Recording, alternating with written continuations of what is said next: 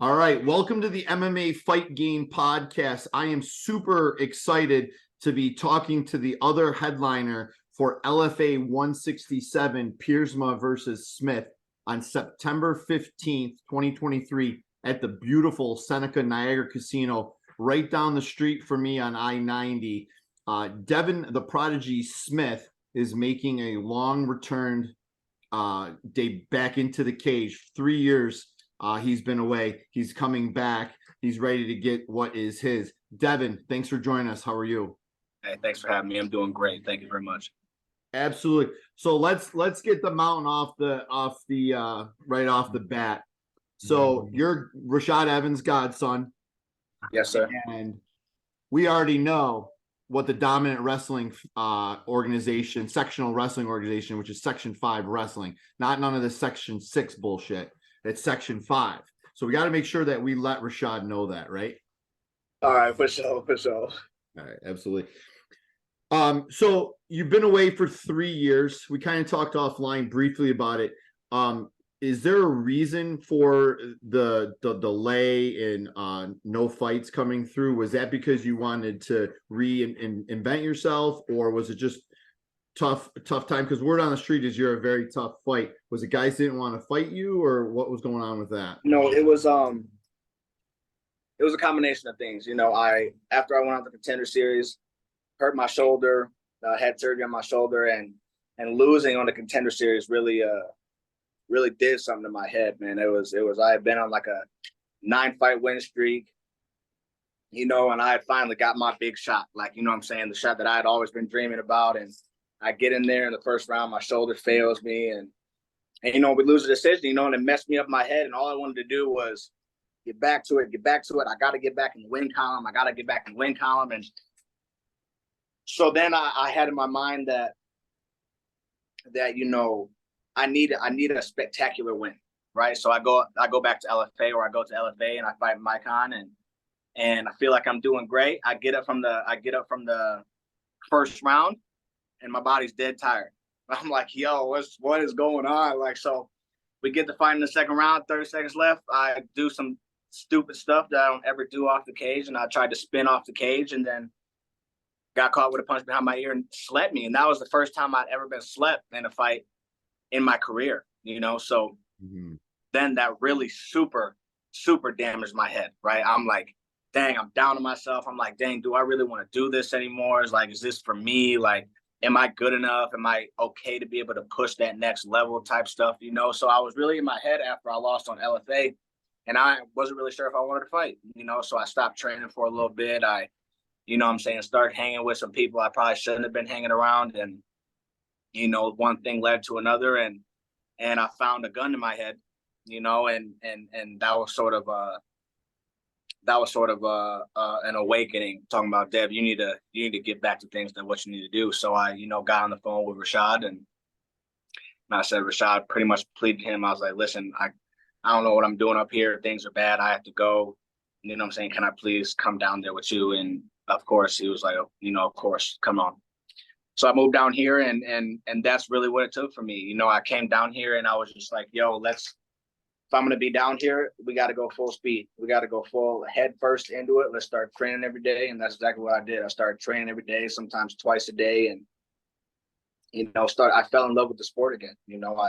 I fell in love with that grind. I fell in love with waking up being sore, with everything that just comes along with the getting ready for a fight, and then so I get down here, and now I'm ready for a fight, and now don't nobody want to fight me, so then I get down here, and it's been like probably a year or almost 2 years since I fought when I first moved down here last February. And we were looking for a fight, had one fight come up, pulled out, another fight came up, pulled out, then I had another fight that I scheduled at 55 and hurt myself.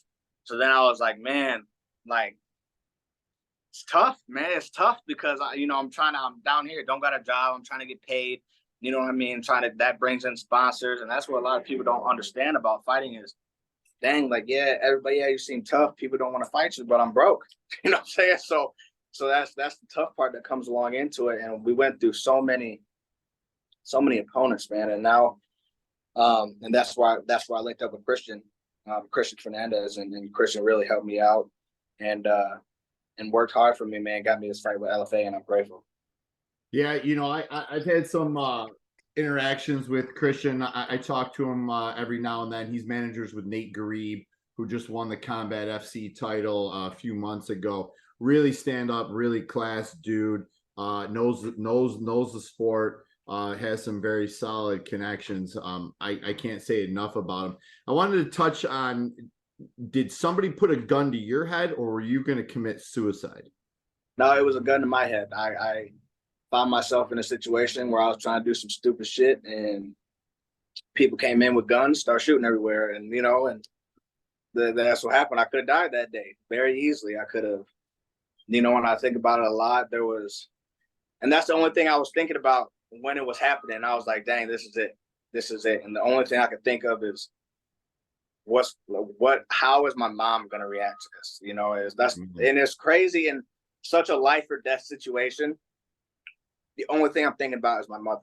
You know what I'm saying? It was nuts. I'm sitting there, they put us on the ground, and I'm on the ground, and they got the guns to my head, and I'm like, yo, like, my mom's gonna lose it. You know what I mean? My mom is gonna lose it, because this is it. I finally did it.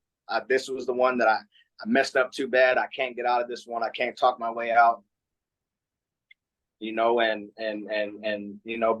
the grace of God, I was able to walk up out of there, and you know what I'm saying, that is what brought me here, I guess. Yeah, absolutely. So, I don't want to spend too much time. Obviously, everybody knows who Rashad Evans, your godfather, is. Obviously, a former tough champion, a former UFC light heavyweight champion, just all around good dude. Has notable fights with jonjones, the current UFC heavyweight champion, Rampage Jackson, Forrest Griffin, obviously Chuck Liddell at UFC 88. That I was at, by the way. I remember that day like it was yesterday. I do too. It was like my second ever UFC fight, and that fight changed Chuck's career for the rest of his career. It cooked him, and I heard through the grapevine, Rashad hit him so hard that he doo-dooed on himself. Like, that is nuts. Do you know how hard you got to hit somebody for that to happen? So I was at that fight, and I had really good seats. I was with my friends Jacob, Josh, Amanda, and another girl. And I just remember seeing that hook, and Chuck was down on the ground for a very, very long time, probably the longest I've ever seen. And I've seen hundreds of MMA bouts, if not thousands. And yeah, and that's a scary thing. That's a scary thing to see. You see somebody get knocked out that bad, and then they're not moving for 3 minutes, 4 minutes, 5 minutes, and it's man, and that's just like, just as much respect as, I feel fighters deserve. And that's exactly why we talk about this whole pay thing. Like, there's a lot that can go wrong inside that cage, you know what I'm saying? Physically, with whatever, you know what I'm saying? There is a lot that can go wrong, and that's why, fighters getting paid change, man, it really gets to me, man, because we really be out there putting our lives on the line and putting our livelihood. Like, and there's a lot of fighters that go through so much physically that they get to be 50, 60 years old and their hands don't work, and their knees are so messed up, and their hips and my back, and you know what I mean? It's like we're putting our body through so much. I just feel that. I feel that. Yeah, I mean, I totally understand the fighter compensation. I'm all for the fighters getting paid. Again, I don't know the inner workings of like the pay, like what the promotion puts on, what the value of certain things are. I'm all for it. It seems like there can be a little wiggle room there. But I guess they have it, and there's some things in the media that has come out lately with the and I think a lot's about to change with this class action that's going on right now. I think a lot is going to change, and I think really good times are coming for fighters, which is good, and that's a blessing coming in. And shout out to Chun Li for you know what I'm saying, for diving into it and going against a big, you know what I'm saying, a big corporation and a big sort of, you know what I'm saying, like the UFC. So shout out to him. Yeah, and one of the things that I'm definitely pro fighter, but one of the things that people that I see that I think sometimes gets lost in translation is that when the UFC was bought back in the day for $2 million, the UFC, Dana White, the Fertitta brothers, they were bleeding money. And then that Devin Bonner fight, because changed everything. Changed that, literally changed everything for sure. That was the fight that changed MMA. Because imagine, like, I just kind of think like all these people are negative about it, but then I'm thinking, well, what happens if Dana White and the Fertitta brothers didn't buy the UFC? Where would the UFC wouldn't be where it is right now? Would MMA be where it is right now? No, the sport wouldn't. And that's sort of the double-edged sword that you sort of fall into, is because you have to be grateful for Dana and the UFC and for everybody involved in that situation for raising the sport. You know what I'm saying? For bringing the sport up, because now you got things like the Contender series, you have things like PFL, you have things like the PFL Challenger series, you have so many more avenues to be able to make it. Now the other side is the UFC is still the UFC. You know what I mean? The UFC is going to be the UFC, and it's about their money, and you know what I'm saying. But that's why I'm looking forward to the changes that are coming ahead. Because I think it's a lot of light at the end of the tunnel that we're getting really close to.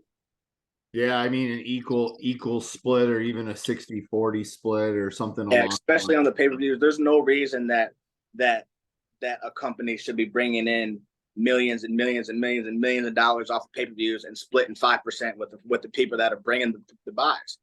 You know what I'm saying? Or 10% or whatever it is. I'm not sure exactly what it is, but it's not much. You know what I'm saying? It is not much. And then you look at the WBC or all of those companies where they're splitting them down 60-40, where they're splitting them down, you know what I'm saying? And that's a couple $1 million that you're talking about. And that's not like, at least to me, that's not like a small amount of money. Like, you know what I'm saying? If I were to get paid $1 million, I would be 1,000% set. You know what I'm saying? Mm-hmm. So that's a thing that can really change lives. And that's where it gets to a point where my mind is like, well, who are we doing this for now? You know what I'm saying? Are we doing this just so I can get rich, or are we doing this for the MMA community as a whole, so everybody can eat? You know what I'm saying? Not just the people that are at the top. Yeah, and that, going to that, I do this. I don't get paid anything for doing this. I kind of give fighters like you. I do a lot on the amateur scene as well, a lot of regional fighters, just to give them a voice to get their stories out, because I feel like if you give the fighters a voice and get their story out, like your story with having a gun to your head, dude, that's some crazy stuff. Wow, man. That's right. And I got like 20 stories like that, man. I'm trying to tell you, and I was talking to my cousin Lance all the time. It's like, yo, you've really lived a movie, yo. And it's like, I'm thinking about it, and I think about the things, the situations that I found myself in, and the stupid stuff that I've done. It's like, oh my goodness.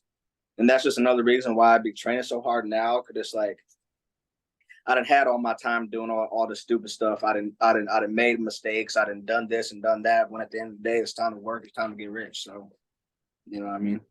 Yeah, amen to that. What has Rashad meant to you? Obviously, he's your godfather. Are you training at Black Zings? I heard Black Zings has made a comeback. Rashad brought that back. Is that where you're training out of now? Or no. I usually just train with Rashad. We have a gym at the house, right? We have a gym at the house, so usually every day I'll be with Rashad getting work in, and then we'll go on our runs, and then plus my two cousins, Xander and Lance, also live here with me too. So I always have training partners. Always going with Rashad, and then also we go up to like just last night we went up to Combat Club in Pompano Combat Club and got some real good work in. They got a cage there and good match and good coaches with Travis and everything. So shout out Combat Club letting us come up there. But yeah, for most of the part, I'll be here at the house with Rashad, man, just grinding, trying to get better, trying to get my mind to where it needs to be. Because man, I'm gonna tell you what. It's tough when he get on top of you. I'm gonna tell you what, it is tough. It's tough, but hey, we get back on the feet though. That's the big thing. but it's probably tough because Rashad has been used to having all those Section 5 wrestlers on him for so many. Hey, yeah, that's gotta be it. Shout out to Section 5 wrestling, but talk to me and going back to the whole fighter pay thing. I've always said MMA is like you got to have world-class skills, but it's a glorified sales job. Oh my gosh, you have to. And you look at things, and that's another reason with the reason why, and everybody who started this, or the person that started this, and his name is ConormcGregor. Okay, and that's so grateful to Conor McGregor in a sense, because listen, he grew the sport. Crazy, he grew the sport. MMA wouldn't be where it is today without Conor McGregor. I fully believe that as well. Now, at the end of the day, Conor McGregor was so electrifying because the shit that he taught and the promotion that he did, he backed up, right? And he was sort of probably the first one to do that. I'm sorry, I got a call. No, you're good. He was probably the first one to oh Lord, he was probably the first one to do that, right? So now I look at things, and so many people have sort of taken after that to where it's almost become sort of like WWE like. You know what I'm saying? It's almost become, oh, I'm gonna talk this, and don't get me wrong, I'm gonna do it too. I promise. I'm the one that I want to be viral.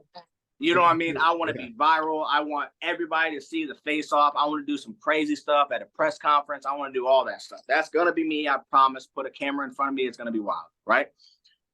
Now, with that being said, there's also a path to go on down that road where, you know what I'm saying, you're humble and you're, you know what I'm saying, and you just fight.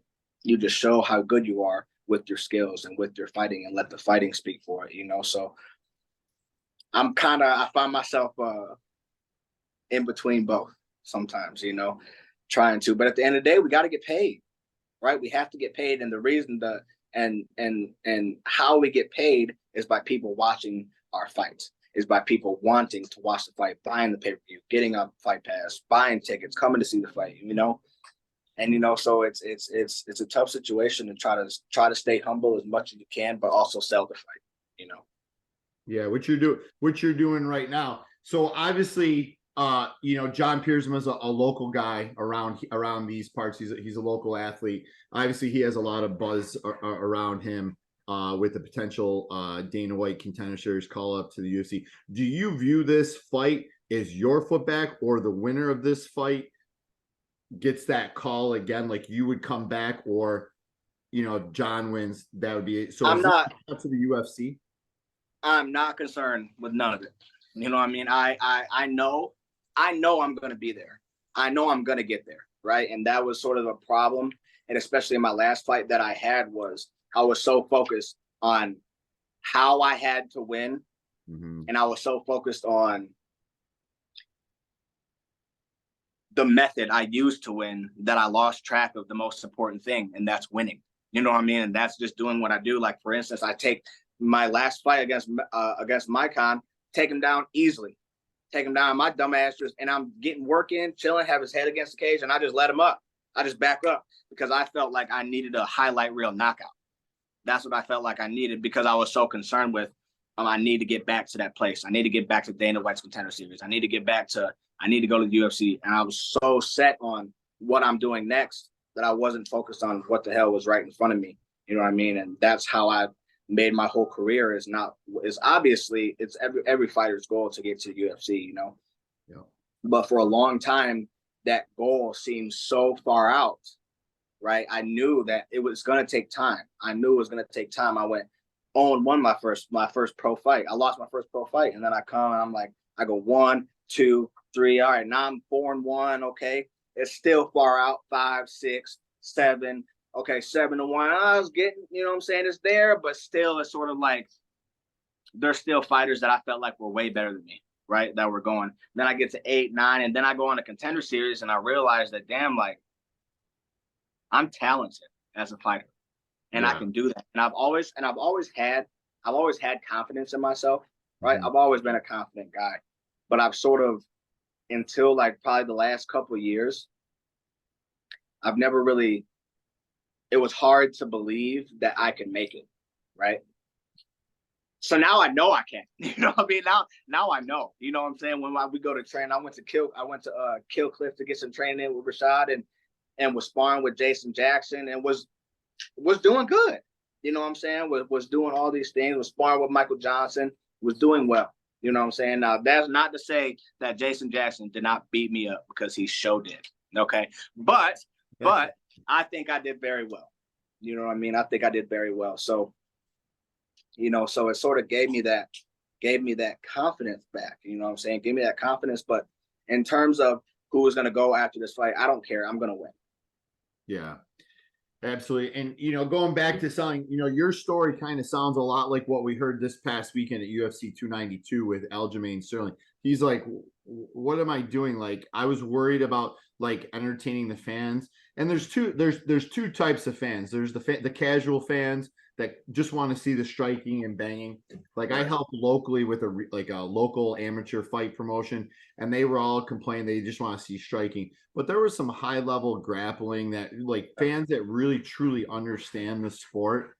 And I have a CrossFit gym locally, and I tell people that go to competitions, don't do anything normally you wouldn't do in the cage. Like, right. The true fans and the fans of the sport will understand exactly what you're doing, be it a decision, be it submission, be it knockout, whatever. If it's a good fight and you see it grinding, you're just not staying there. The true fans are going to appreciate the effort regardless of the outcome. And I think if I don't know if that helps you out, because I know you say you had some things in your head and things, but the true fans, the fans that are fans of the sport for what it is, are going to appreciate the effort regardless if there's that highlight viral knockout. Regardless, and that's the thing. And that was another thing that was in my head too. I was a guy that was like, you're always going to want to come watch me again. Like, it's always going to be a show. Like, I'm going to throw the crazy stuff. I'm always going to throw the spinning stuff and the big slams. And it's going to be an exciting fight, but fans, I'm sorry. I'm going to choose winning over pleasing the fans every time in this stage of my career. Exactly. Yeah. Because I'm sorry if I have one boring fight. Sorry, y'all. I had to win. Okay. My man's is crazy on the feet. I wasn't trying to get slept. Okay. So he had to be on his back the whole fight. I'm sorry. You know what I'm saying? But at the end of the day, it's my career. Yep. You know what I mean? And it's my life. This is what I'm going to support myself on. You know what I mean? So when it comes down to it, and especially when you get to that stage, and I can't stand when people, like, it's like grappling in the UFC, and people are booing, like, boo, like, da-da-da. I'm like, yo, do you understand if he loses this fight, he's going to lose out on like 30K? Like 30K. Sometimes bigger fights be losing out on 200, 300K. You know what I mean? It's like, yo, that's a lot of money to just give up because I'm trying to please you that I don't even know. Yeah. You know what I'm saying? So, nah, man, I'm over that. I'm winning. That's it. I definitely don't blame you for that. I mean, you have the Ian Garys, the Colby Covingtons that, are out there now being dynamic, trying to mimic that game plan that Conor had. But I truly think the true fans will understand that. And if true fans just want to see knockouts, they can go to those circus sideshow bouts in boxing and watch those. Or go watch a kickboxing fight. Yep. If that's what you want to do, go watch a kickboxing fight. If you go check out one. Go check out, you know what I'm saying? Check out some, because that's what they're going to do. They're going to stand and they're going to bang the entire fight. That's what you want to see, go watch that. But if you want to watch an MMA fight, then you got to be prepared for MMA. It's just it'd be common sense to me. You know what I'm saying? It's common sense, but it's neither here nor there. People are gonna feel how they feel. And hopefully I hope that they enjoy watching me fight. That's it. Yeah, I mean, your record, it's going to be, a very, very entertaining fight on a very, very busy weekend. Obviously it's Mexican Independence Day. You have you versus Piersma at LFA 167 on September 15th. You have Combat FC.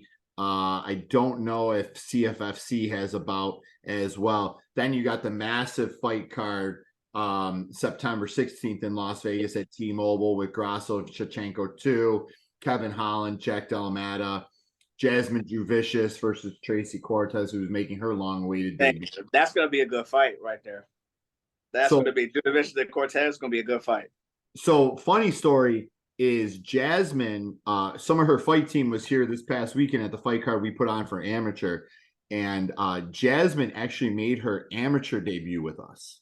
Oh, word. Okay. At Full Contact Promotions. And you can also tell Rashad, we highlighted some, I think we highlighted both Section 5 and Section 6 wrestlers. If I'm not mistaken, I think Section 5 got the Section 6 guys. Don't quote me on that though. All right, man. I'm gonna have to check it out. You can see that fight, Jasmine's fight. Jasmine is rising. Obviously, Tracy Cortez had some personal things and some other things going on. I am super excited to see those two female athletes just bang. And any time that you can go to Vegas for a UFC fight, if nobody's ever experienced that, they totally should.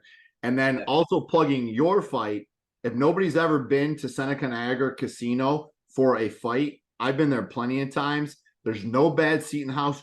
They could get tickets from you, sit in the very last row, and it's still a bomb seat. Ed Soares, who runs LFA, is an OG. Super OG. And if you don't know who Ed Soares managed and helped back in the day, you need to do some homework for sure. But it's just a great promotion. It's a beautiful casino right in our backyard, right on I-90 here. But it's going to be a great night, be it here or in Vegas, doesn't matter. But is there anybody, before I let you go, is there anybody that you want to plug, any sponsors or anything like that you want to get a shout out to? I really got to shout out my best sponsor is at Rock Bar. I will be having my after party at Rock Bar right down in Fort Lauderdale. So if anybody's, looking to have a good time after I get the win, I'll be back a couple days later. We're definitely going to turn up at Rock Bar. Shout out everybody at Rock Bar. Shout out to Nate and Christy Williams. They've always, my entire career, they've made my shorts. They made my shorts and my shirts and everything that I need for my fight, and they've always been through. So shout out to them. And it's pretty much, obviously, shout out Rashad, shout out my entire family. That be here grinding with me. Making sure that I'm the best version of myself. So other than that, that's all I got for now, man. Yeah, absolutely. Rashad's an OG. I think there can't be anybody, better help guiding you than him, a true legend. And, hopefully it doesn't make me date him like he's old or something, but he's definitely a legend. He is. I love it. But Devin the Prodigy Smyth fighting at LFA 167, Piersma versus Smyth, September 15th, 2023. Devin's actually going to shoot me his code because I know there's a code for tickets. If you're a fan of Devin, if you're a fan of Rashad, use his link there. It's live and it's going to be on UFC Fight Pass. So if you have that and bounce back and forth between that card and Combat FC, it's going to be a great weekend of fights on Friday and Saturday night with the UFC capping it off. Devin, I truly appreciate the time. Just sit tight, okay? Thank you very much. Appreciate it.